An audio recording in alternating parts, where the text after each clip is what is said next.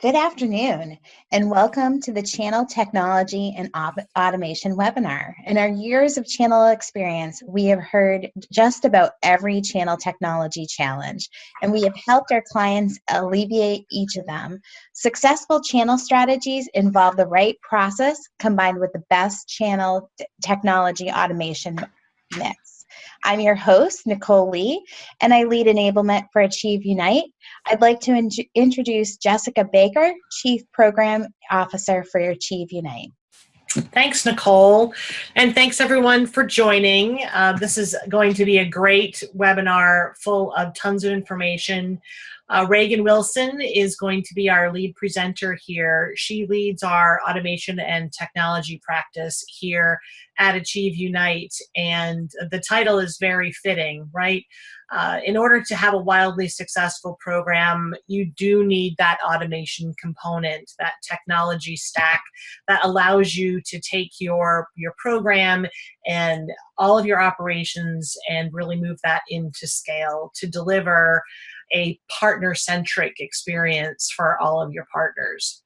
And so without further ado, I would like to introduce Reagan Wilson with Achieve. Reagan, take it away. Thanks, Jessica. I am really excited to be with you all today. Thank you for joining us. Today, like Jessica and Nicole mentioned, we're going to be discussing channel automation strategies. Before we get started, I'd like to just introduce you to Achieve Unite for those of you who maybe aren't as familiar with us. We're really a one-stop channel consulting shop. We have the best in breed from every aspect of channel chiefs with experience for many years running programs and strategies, to automation specialists like myself, enablement specialists like Nicole, and every other piece of the channel mix. We really focus on thought and leadership, experience. We've really got it all. Everything from channel strategy to program enablement, and of course my favorite, automation. So with that, I want to talk to you a little bit about channel automation, something that I might be very passionate about, that as well as shopping, but that's another webinar. When done well, automation can propel your program, but for some channels, automation can seem really overwhelming. I mean, you see all these different words on the screen, different things to different people. There's really so many different people out there talking about what you should do, what you should buy, how they solve your problems. And over the last few years, we've seen multiple new vendors come on the scene, in droves, really looking to capture you, get you as their customers, and they promise really big things for your channels. And filtering through that can be quite hard. And with this onset of all these new vendors and the technologies, it's hard to know where you should start, who's telling the truth, what's really going to come to fruition. And the wrong automation can really break a channel program, whereas the right automation can help you succeed and streamline your channel program. The wrong channel tech stack can waste months of implementation time and even leave you worse off than you've even started. So in this webinar today, I'm going to detail the Achieve channel technology stack, talk you through the landmines to avoid, and help provide you a way to manage what I like to call the vendor blur. So with that, I'd like to start with the guiding principles for automation. And we have 8 of these guiding principles that we've determined to help people figure out and navigate through automation when it comes to channel. So I want you to think of and answer this question in your mind. When you're thinking of automation, what are you trying to automate and why are you trying to automate? Are you looking for scalability? Are you looking for growth? Are you looking for innovation? And there's really no wrong or right answer, but the answer to that question can help you determine what path you need to go down by knowing what the end is and keeping that in mind. So the first guiding principle is that automation can drive multiple things, scalability, innovation, differentiation, and determining what you want out of that, and maybe it's all 3, can help you make the right determination and pick the right vendors and get the right solutions in place. The second piece is a really key component, and that is that channel program maturity drives automation. Can't put automation in place for a process and a program that you don't have in place yet. And we'll get into that a little bit later today. The third piece is that automation is worthless without a defined and followed process.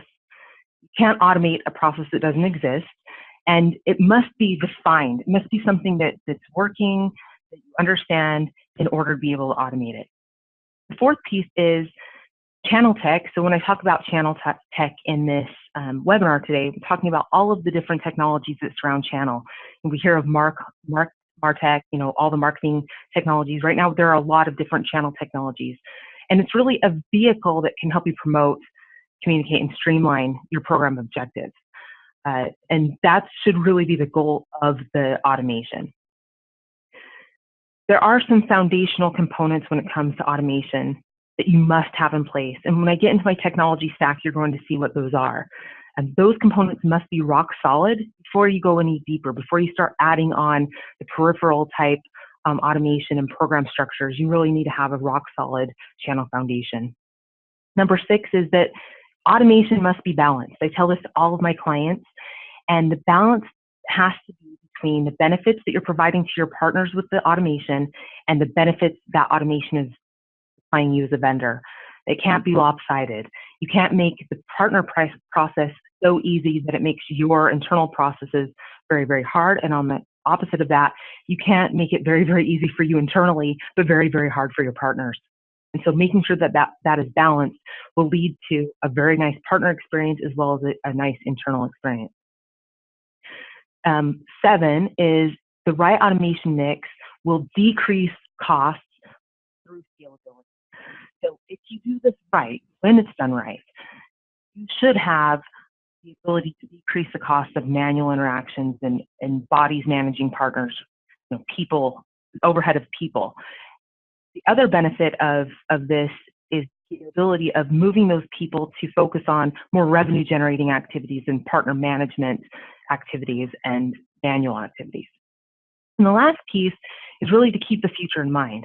So when you're thinking of automation, think about where you want to go and make sure that automation strategy aligns with the vision and the growth that you have for your channel program. Make sure that it's not going to handcuff you into something that you're going to have to change a year or two down the road because you're going to outgrow it with the goals of your channel program.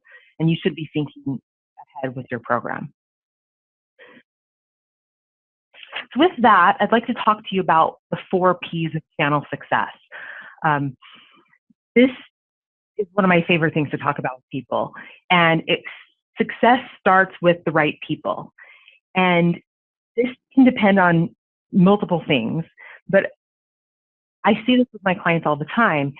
And that is the difference between those that have the right people involved, the right people in each of their channel chairs within their organization. Channel is same as sales organization or a marketing organization. You need to have a strong leader at the top and people that are running different elements of the organization. Channel operations, channel sales, maybe you have someone in channel marketing. You need to have the right people in the right chairs. And I can give you an example of what it looks like when you have the right people involved and what it looks like when you don't. So I have a customer who, from day one, they involved all of the right people in the organization within their automation decision.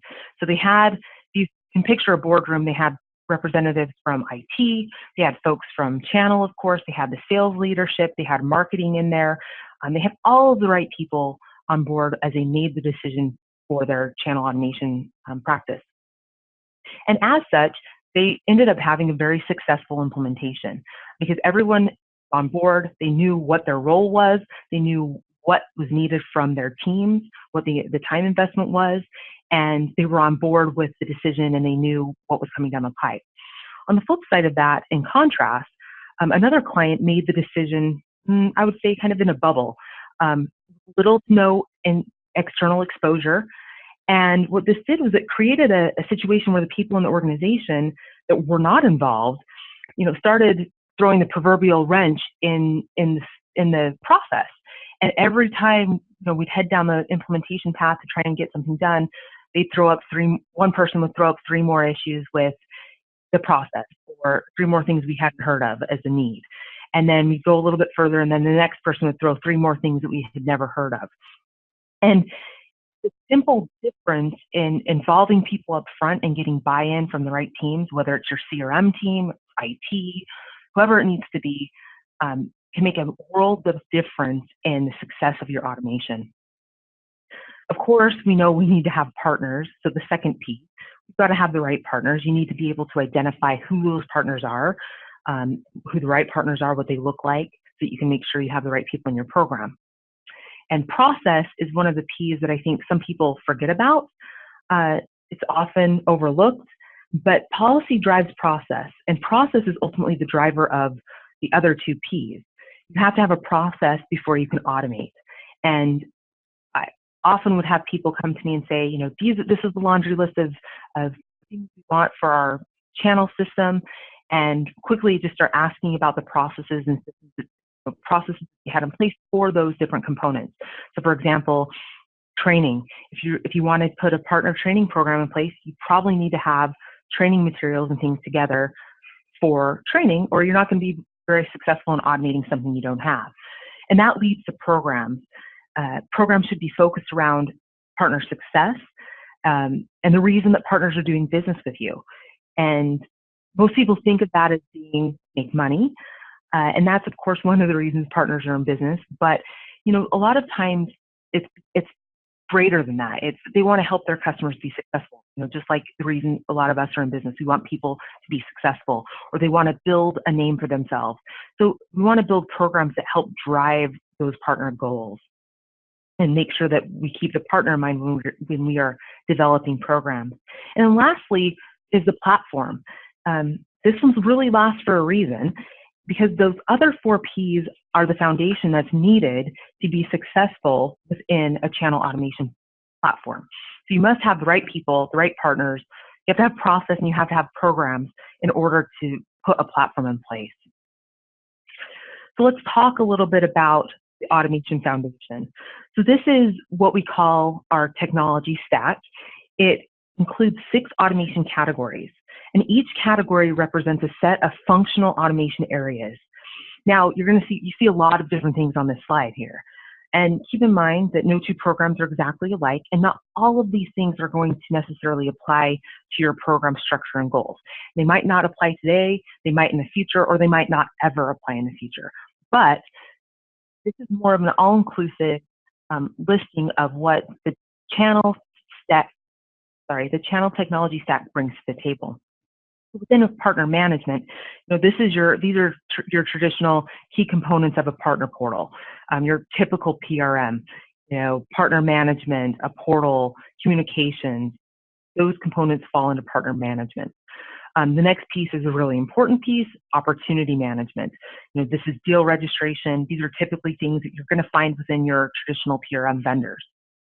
Moving to the next category with enablement and training, these are usually things that sometimes can fall within a PRM platform, but often could fall into a standalone LMS, learning management system or tool, or other enablement type platform. The 4th column is marketing enablement. This could be traditionally thought of as your through partner marketing platforms, those more marketing focused lead generation type tools. And programs and incentives, this oftentimes is found in a more standalone system in your incentive type tools, those components. And then the last piece is a really important component, which is the data and financial management. So this is the business intelligence, the analytics, your channel data management, all of those components that help you really understand what your channel program is doing. So with the channel stack in mind, what we wanted to do is overlay that across what I like to call the maturity model, the channel automation maturity model. And so you'll see on the left-hand side the functional maturity level, and then across the bottom, the program maturity. And what this model does is it maps the automation functional areas against program maturity. Now, as I mentioned before, you have to have the base of your automation locked down, solid, before you can start building upon it. And so this really sets us up to look at how that grows over time and as your program maturity grows. I've seen over the years programs succeed and fail at implementing channel technology, and the successes usually have to do with program maturity and readiness. And so that's one of the reasons we structured this way. And number 5 of our guiding principles really focuses on this foundational piece. So let's take a look at how this is structured over time. So the maturity model builds as program maturity progresses. The functional maturity grows, like I said, across the left-hand side, and then most of the automation projects here typically start with these 3 boxes that you see in blue. And these are the really foundational pieces of a successful automation practice. If you start in one of the other categories, you'll likely develop a more siloed off set of systems and processes. And that usually ends with a poor partner experience. And what I mean by that is if you started in the programs and incentives category, you set up, maybe an incentives program in another system, and then later you put in, a training system, and then maybe later you'd finally get to a true partner portal with the enablement tools and deal registration. Now you have to try to mash those things all together. So it's really more important that you start with the foundational pieces of having a partner portal, being able to manage partners, understand who they are, segment them properly, and provide them with things like deal registration up front before you get into those other segments. From there, once you have the foundational pieces in place, you can start building upon it and adding elements of the channel stack that make sense for your program based on your functional needs and your maturity. And then when thinking about automation, you really have to stop and ask yourself this question. Is this a process that we're doing today? So if the answer to that question is yes, then it's likely something that you can automate. If the answer is no, then you need to make sure that you get together a process, gather the right people, make the right decisions, and get those proper components together before you actually move forward. So again, it's like if you don't have an MDF program today, it's not going to be something that you're going to be able to automate, and it's not something that you can just start up overnight. It's something that's going to involve finance and getting budget approval and identifying how much is going to be spent on it, involving the right people internally to make sure that the proper approvals are in place, and having the proper foundation and the proper processes in place before you can really get to that next structure. So just keep building on those foundational components as you get to a fully built out set of channel technology. And then at the end, again, no 2 programs are exactly the same. So at the end of the day, you may end up with a subset of these components. Not all programs have all of these elements, so don't feel bad if you don't see yourself with all of the boxes lit up with your program today. You may never get there, you may never need to, but these are just some options that you have. And with each of these terms, they might mean something different to each of you. So deal registration could mean a different program and process to one of you on the phone today than it does to someone else. Incentive program might be completely different in a 2-tier model versus direct model. You want to make sure that you're communicating those things properly when you go out to the market and you're looking at these automation vendors. And when looking at automation, keep in mind guideline number 8, and to think about the future and where your program is going. Make sure that you have the flexibility to grow and scale, because you want to make sure that, even if you're starting down in these 3 boxes here, if your goal is to be, out in these other areas, make sure that you're setting up yourself for success with the tools that you pick up front to make sure that you can integrate those other elements easily. So with that, setting aside the channel stack for a minute, I want to talk to you guys a little bit about some of the keys to automation success. I've been doing this for years and years, and I've learned a lot of things by seeing customers go through poor implementations or going down the wrong path and having to come back from that. And every time you get up and you learn a few things. So I'd like to share some of those key learnings with you today. It really breaks down these 4 areas. I try to keep in mind the channel stack and the maturity model when I translate clients' needs into the automation vendors to ensure that those needs are met. And throughout the years, these 4 things have really come to the forefront. And it really starts by defining your needs. What this means is you have to assess what you're doing today and make sure that you document the specifics of your process and program, because these details are going to give you the things that you need to rate and assess the vendors that you're looking at against. They're going to give you a nice baseline of this is what we need to have done, and we need to make sure that someone can do it. The next piece is cannot make assumptions. And this seems like it would be obvious, but oftentimes it's not. Channel, as I mentioned before, channel terms often mean different things to different vendors and programs. So when you're communicating your needs to a vendor, you need to make sure that if you're communicating a general term, that you explicitly tell them what that means to your program. And again, that goes back to defining your needs. If you have that documented and workflowed out, you should be able to go to them with that diagram and those explicit details so that they understand what you mean by that. And someone doesn't have to translate between what the vendor means by, deal registration and what your deal registration process might look like. And that a lot of things get lost in translation because a lot of assumptions are made. So make sure you don't fall victim to that. One way to avoid this is to really dig deep in the demonstration. So when you're going through a demonstration, make sure that you're seeing, not just hearing, what you're asking for. I recently sat through a set of demos with one of my clients, and after the 4th demo, I asked the client what they thought of the demonstration that they'd seen. And they told me all the things that they liked. They had a laundry list of things that they thought were just great. And I was honestly in shock. And one of the reasons I was in shock was that the things that they were listing off were never actually shown on the demo. And they were really just experiencing what I like to call vendor blur, and a really bad case of it.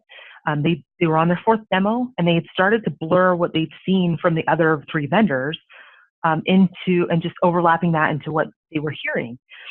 And they didn't even realize until I brought their attention that they hadn't seen many of the components that these folks were talking about.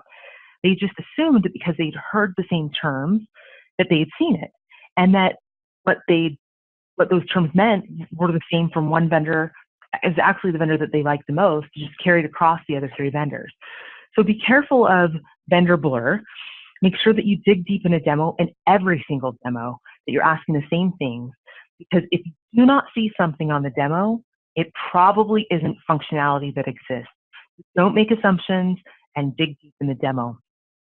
And make sure that the demo shows your specific processes, and then that it's following through those unique things that you have, and it's not just general. And if it is general, ask those specific questions, because assuming these things align will only lead to problems later. And then lastly, watch out for the yes man. We've all had an encounter with the sales guy that sells you yes to everything. And when things sound too good to be true, oftentimes they are. Channel tech vendors should know the channel. They should be recommending best practices and even challenging the way you're doing things. A lot of times folks come to the table with, well, this is how we've always been doing it. And just because that's always how it's been done doesn't necessarily mean that that's the most efficient or most effective way. And these good vendors, they've got hundreds of customers that are successful with their tool. They know what success looks like. They've done it hundreds of times. So let them challenge you. And if they say yes to everything, make sure that what they're saying is more than screen deep. So again, dig deep on the demo, make sure that you're actually seeing what you need in that demo. So you're probably thinking, okay, this is all great, but where do I start? Like, how do I lift the automation that I have today, or how do I even just get started automating some of the processes that we have?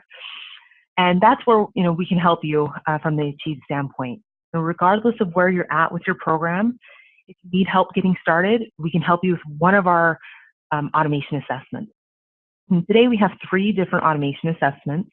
The first is our automation readiness assessment, and it's really designed for companies that are looking for channel automation for the first time, or for those who maybe don't have much automation at all, maybe a web form for a partner registration. And this assessment is designed to identify what automation can be implemented quickly and effectively based on the program maturity. We work with our clients to identify what the needs are, identify gaps, and then come to the table with a recommendation of where to get started and even a vendor alignment for that. The second assessment is designed for maturing programs. These folks have some automation in place.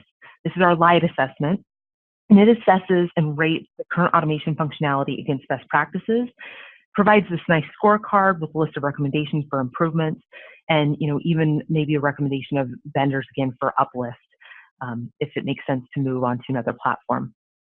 And the third assessment is designed for mature programs that have traditionally like multiple automation vendors that are looking to optimize and consolidate their automation platforms.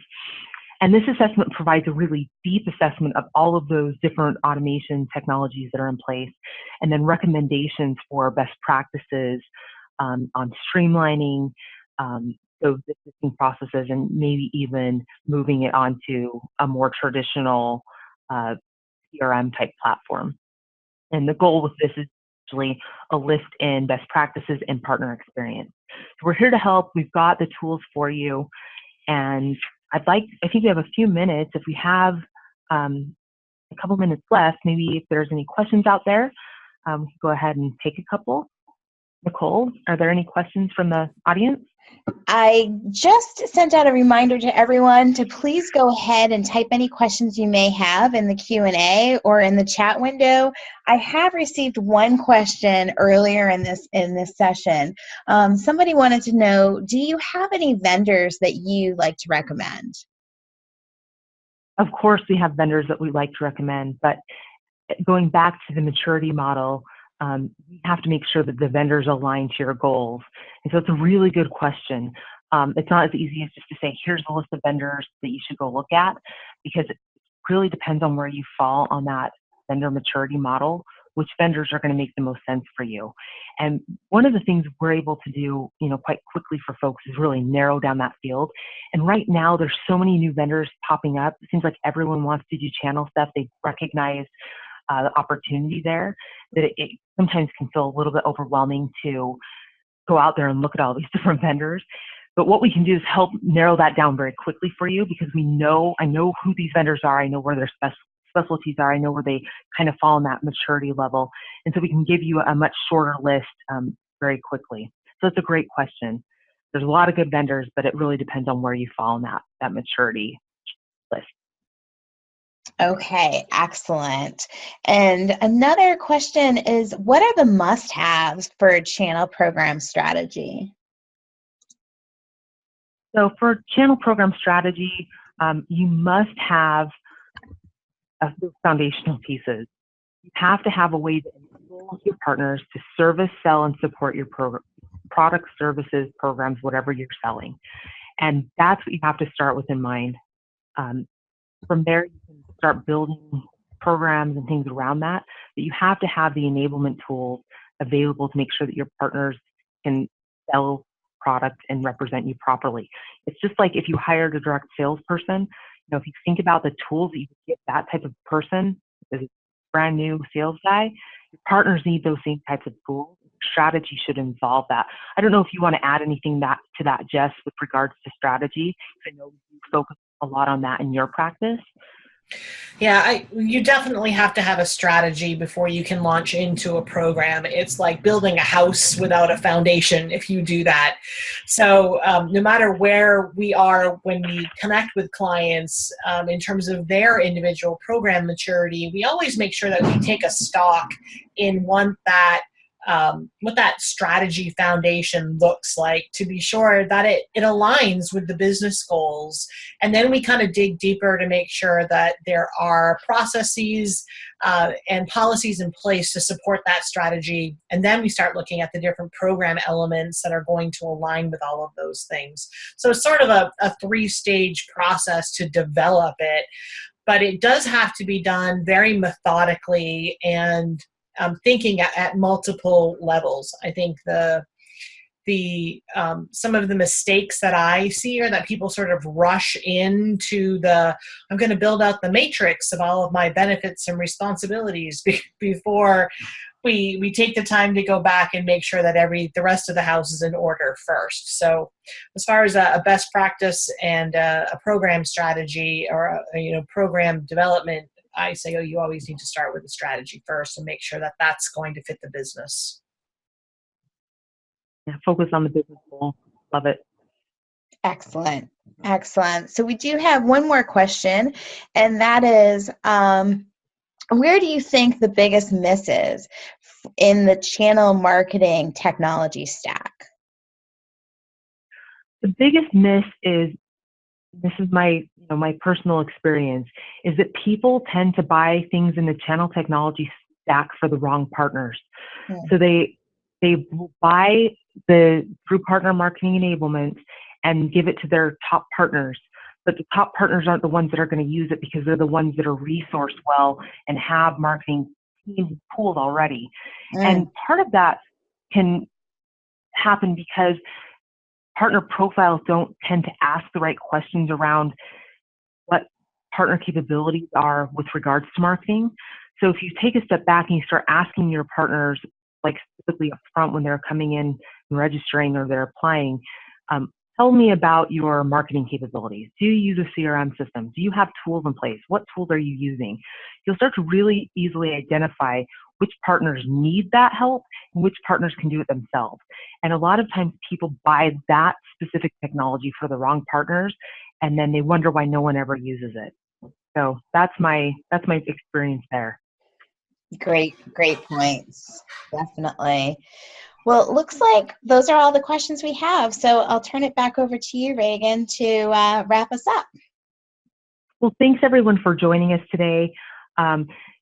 We have another webinar coming up on June 5th at 2 p.m. Eastern, and this is our Partner Lifetime Value webinar for partner-centric management. It's going to be a great webinar, really focused on making sure that we're looking at the big picture when it comes to partners. So join us then. And then I'd also like to challenge you guys, you all that are on today, to email me your best and worst channel automation experience. And then we'll send back to you guys the automation guiding principles and the technology stack sheet, so you'll have that to reference. But I'd love to hear from you. I always love learning from others. Share with me what your experience has been. Like, what have been the landmines you've had to go through? What have been the successes that you've had? Because we'd love to hear and we'd love to help you. So my contact information is on the screen. Again, Reagan Wilson with Achieve Unite. We look forward to working with you and helping you with your channel programs. Thanks for joining us. Thank you, everyone.